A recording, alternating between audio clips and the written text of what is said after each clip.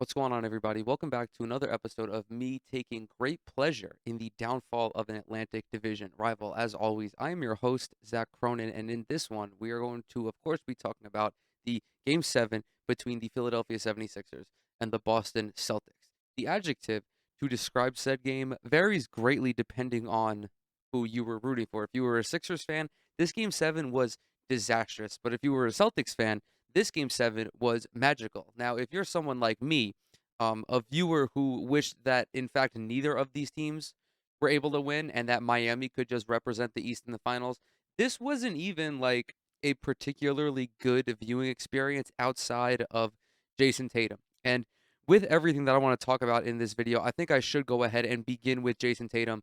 This guy was magical. He was mystical. He was cooking. He was crafting. He was toiling. Whatever kind of ethereal word, whatever kind of wizard-like verb you want to use to describe his performance, it fits. This kid, he's still a kid, mind you.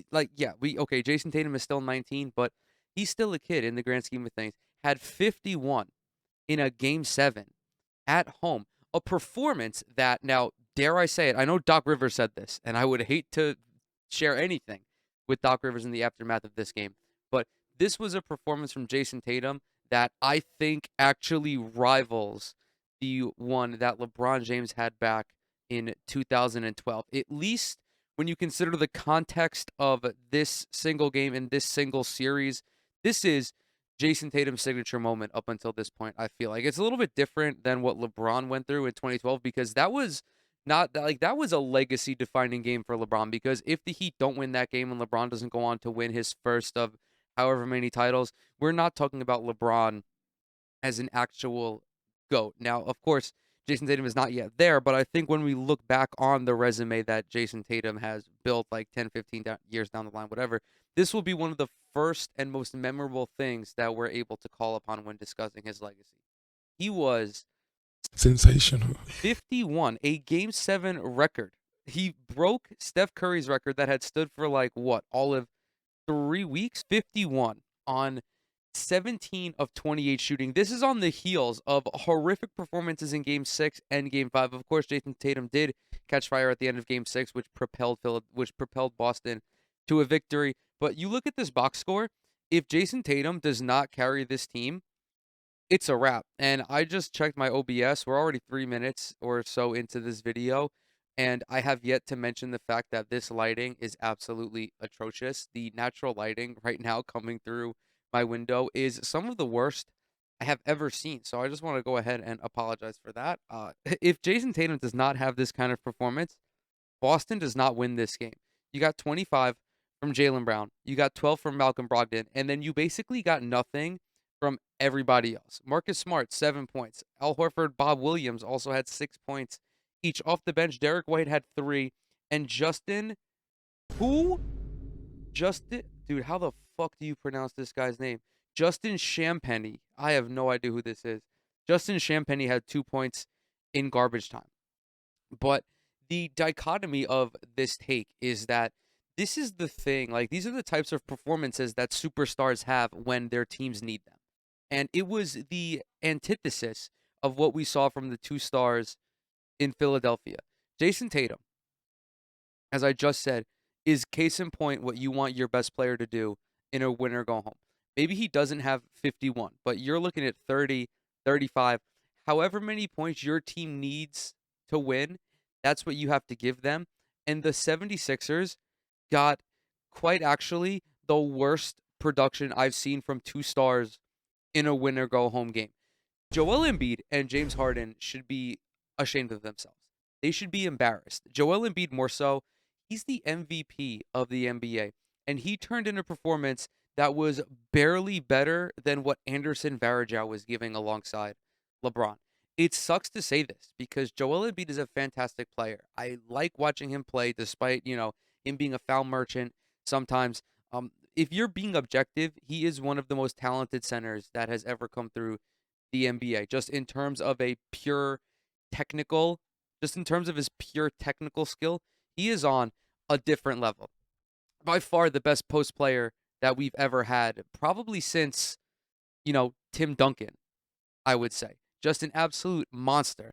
But for him to come out and score 14 on 5 of 18 shooting is just disastrous. The same thing from Jim Harden, 9 points on 3 of 11 shooting. Although this is like the kinds of performances we're expecting from James at this point, just how your two stars get outplayed by Tobias Harris. And listen, Tobias Harris is a fine player in his own right, but if he's the leading scorer in a game 7 for your squad, you might as well be booking the tickets to Cancun at halftime. You got 24 combined points from Harden and Embiid. They shot a combined 8 of 29 from the field. There is one major caveat to Joel Embiid's poor performance, and it's that he was being guarded by Al Horford. Now, I think Al Horford is a fantastic defender. I think that anyone who watches basketball can say that Al Horford is one of the better defensive centers in the league. And I know that it's a huge pain in the ass to deal with him. And I'm not one of those guys who likes to talk in intangibles where like you just go out and get a bucket because it's not really that easy. But in an instance like this, when you're talking about Joel Embiid in a game 7, you got to go out and find a way to score. Jayson Tatum did it. I mean, even when Giannis and the Bucks got ass blasted by Boston in Game 7 last year, and I think it was the conference semis, even Giannis figured out a way to have 25 points, despite the fact he shot like 9 of 38 from the field or whatever it was. Embiid gave you 15, dog. That is just a preposterously poor performance from him. Like for PJ Tucker to outscore James Harden and almost outscore Joel Embiid is a tremendous just I, I don't even know. It's like a shit patty. It is a tremendously large shit patty to be fed as a fan of this team. And I don't even know how to like dance around this next point, but for a team that is elite as Philadelphia, for them to not be able to take a punch is astounding. I feel that every time Philly gets ran on, that a team puts on a decent sized run against them, they just shut down and they begin to revert to isolation basketball. Their energy is sucked away almost immediately, like it's a shot vac that Jayson Tatum is using. I thought that maybe this was just me viewing it through a hater's glass, or maybe just not watching Philly intently enough to feel confident in this opinion, but watching them get shit on in game 6 and game 7 and seeing Boston put these tremendous runs on Philly without Philly fighting back at all, there really is no way to describe it. I've never seen a championship caliber team just look so lifeless after a team makes a few shots against them. It's almost indescribable. I feel icky that I once believed Philly could be a championship level team. I don't think they have the mental fortitude to withstand that. And I get it. That's like a very meathead talking point because there are actual systemic things that they did on the floor and that they didn't do on the floor that led to this. Most of it being because of the ineptitude of James Harden. And we're gonna get to him in a second because boy, he is really living up to the Jim Harden nickname in game 7s. Like Doc Rivers is at fault here. More or less the entire team is at fault here. Mostly, not mostly, but also of course Joel Embiid because he is the star on this team. Like every elite player, every great player has put their team on their back when they needed it most. I mean, even Jayson Tatum is one of his peers. He did it in front of him. Giannis had 51 or 50 or 51 in game 7 of the 2020 NBA Finals. Steph has had performances like these. LeBron, Kobe, every great player, every MVP caliber player has put the team on their back when they needed it most. I mean, Nikola Jokic in the conference semifinals against Phoenix averaged 35, 13, and 10. Joel Embiid didn't do that. And one thing that really soured me in the aftermath of the game is that Joel Embiid had this one quote, and he said something along the lines of I'll put the actual tweet up in post, but basically like he was talking about how him and James Harden can't do it all every night. That's why basketball is a 5-on-5 game. They need to find other ways for their teammates to step up. And even if you look at this in the most charitable way, which is him talking about playoff series as a whole, how you need your role players and the ancillary guys to step up and make plays when when the stars aren't is true. He is right in that regard. But for him to say that in a game 7 after Jayson Tatum just had 51, it is not if I were in the locker room, I don't know how I would feel if I were a role player, but I would probably feel disrespected. You're the MVP of the league, and you're gonna put this on someone like D'Anthony Melton, Paul Reed, PJ Tucker. It just reeks of unaccountability. It sounds like poor leadership. And I don't want to harp on this too much because I know that Joel Embiid was feeling a ton of emotions after this. And I feel that this could be a teachable moment for him because he is also still like a rather young guy. And to be the leader of a championship team is a very, very tall and a very difficult task. So I don't want to, you know, I don't want to make this seem as like it's this huge indiscretion that never should have happened because it's not. It was a mistake that he made. But ultimately, it just feels very hollow when you're saying that and you barely cracked double digits as the MVP. You led the league in scoring this year. You didn't even reach half of your season average in this game, Joel. It needs a little bit of introspection. Now, the next person who I want to make fun of is Jim Harden, who had a vintage Jim Harden performance. His overall stat line 3 of 11 shooting for 9 points, 6 rebounds, 7 assists, and 5 turnovers. Small Game James is a nickname that actually sticks. I went to Basketball Reference before hopping on to just see what James Harden does in game 7. And man, the same guy, a multiple time league leader in points, a one or two time league leader in assists, one of the most dynamic offensive forces that has ever graced the NBA. This dude has multiple years of averaging more than 30 points a game. In game 7s for his career, of which he has appeared in 6, he's averaging 21 points per game on 36% shooting from the field.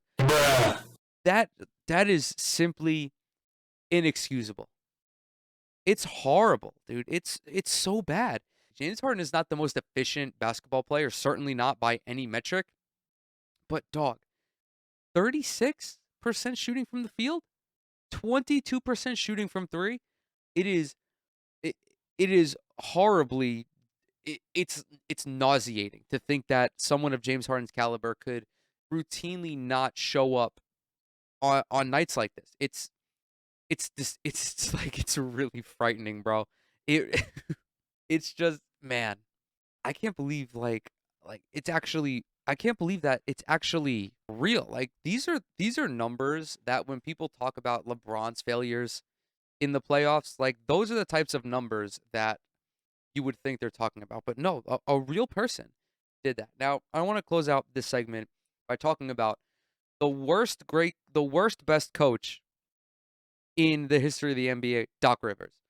This guy is like 9 and 137 in closeout games. He's blown multiple series leads with multiple franchises. I think I saw on ESPN today that he's suffered 10 losses in game 7s or some ridiculous stat line like that. And it really makes you think like who is letting this guy cook? And what is he cooking? This is like trying to make a casserole in an easy bake oven. This is the level of cookery that Doc Rivers is dealing with. And again, the meltdowns that Philadelphia has had, that, the Clippers have had before when Doc was their head coach, and at least Philly, their inability to respond to getting punched in the mouth. You would think that it has to start with the coach. Because there have been teams like in these playoffs, I'm looking at the Golden State Warriors. The Golden State Warriors have gotten beaten badly on more than one occasion, and they still were able to make a series out of their time against the Lakers, at least to an extent. They came back and beat the Kings in game 7. Like, that's a team that knows how to respond to adversity, and it has to start with the coach. because the coach, especially when you have a younger team, and I know that Philly is a little bit older, but they're still young in regards to playoff experience, at least in regards to playoff success. This is a team like this franchise hasn't been to the conference finals since 2001.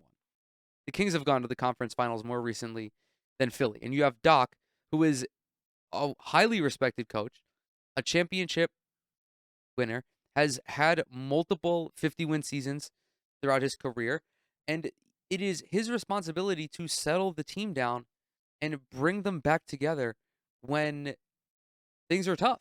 And it just seems like he's been unable to do that with this team. It's astonishing the lack of like any game plan when Boston was going on a run was quite preposterous, and I'm talking more so on the offensive end because the type of evening that Jayson Tatum had was one where you can't defend him. And admittedly, outside of Jayson Tatum, Philly's defense did an okay job. They still allowed Boston to shoot 47% from the field. But again, that was largely because Jayson Tatum was 17 of 28. I mean, Jaylen Brown, 9 of 19. That's respectable. That's decent defense. But, like, no one else outside of those two was really beating up Boston. And just, again, like, there really is no defense for that. Your best defense in that situation is to just let Tatum beat you. Just like how when the Lakers were playing against the Warriors, their best situation when Steph was going off was to just let Steph cook. As weird as that is, to say, you're better off like taking your chances with the other four guys on the court and just let that one dude go off because it's difficult to get beat by one guy. But the Sixers did it. And again, their offense just completely fell apart. 37% overall from the field in this one, 21% from three. Just an overall remarkably poor performance from a team that, looked like they had a chance to go to the finals. And like, man, what a viewing experience it was. Okay, this is the tweet that I wanted to find. This is from at Brick Muse on Twitter. The 76ers in the third quarter scored 10 points, shot 3 of 22 from the field, and turned the ball over 6 times. They went scoreless for 6 minutes and 20 seconds, which, if you're not good at math, is effectively half of the quarter. Now, there is that famous graphic that I think Bleacher Report posted that had 2 screenshots of the score in the third quarter. At the beginning, it was 55-55 early in the third quarter. By the end, it was 88-60. Just an epic collapse from Philadelphia. More so than anything else, like aside from the epic collapse, it was also an epic performance from Jayson Tatum, and that's not really a word that I like to just like throw around. Epic, like unironically, at least, but that's what it was. It was epic. It was an epic Game 7 in the best and the worst possible way from each of these teams. And with that, I'm going to go ahead. I'm going to close this one out. If you enjoyed this video, leave a like, subscribe to the channel as well. Everything I'm associated with is down in the description box below. Twitter, Instagram, TikTok. Once again, thank you guys so much for coming to hang out, and I'll catch y'all in the next one.